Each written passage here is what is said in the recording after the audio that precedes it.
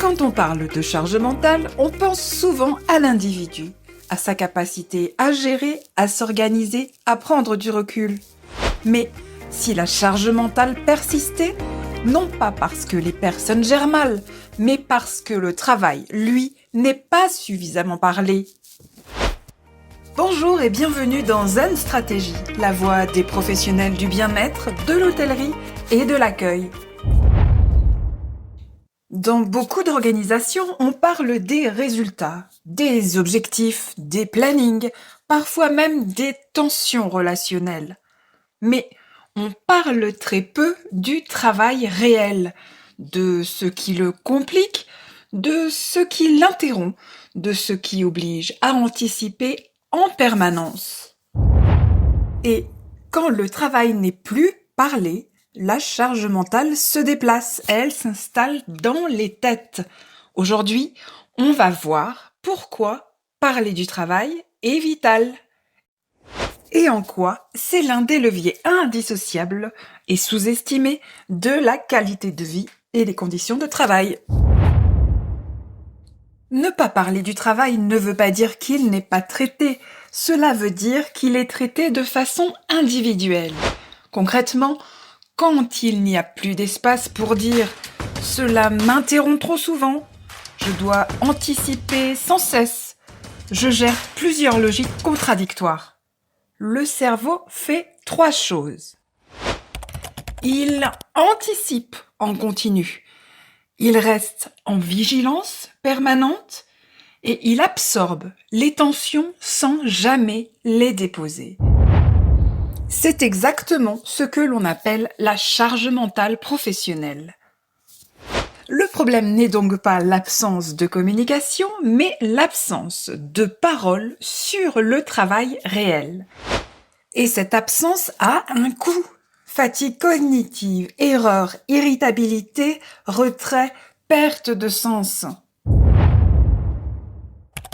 Quelle différence entre communication interne et parler du travail?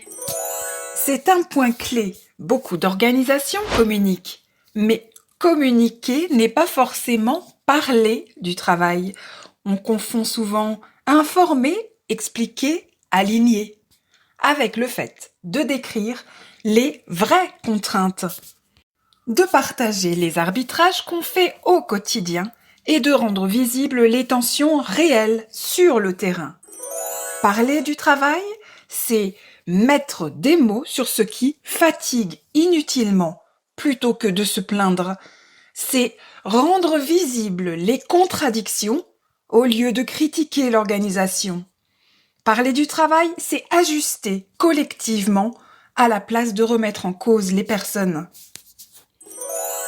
C'est pour ça que l'ANACT le rappelle, parler du travail, c'est productif.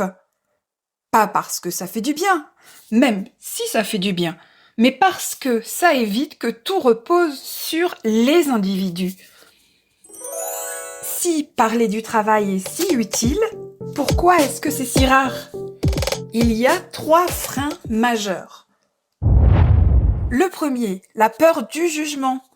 Parler du travail est souvent perçu comme parler de soi, alors qu'on devrait plutôt parler des tâches, des flux, des interruptions et des contraintes invisibles.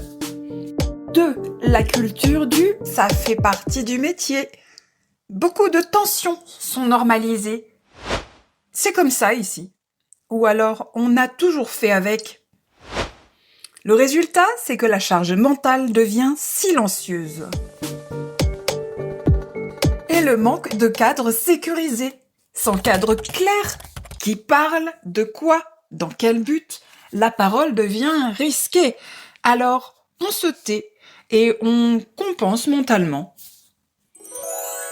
La bonne nouvelle, c'est que parler du travail ne demande pas de grands dispositifs. Ça demande surtout un changement de focale.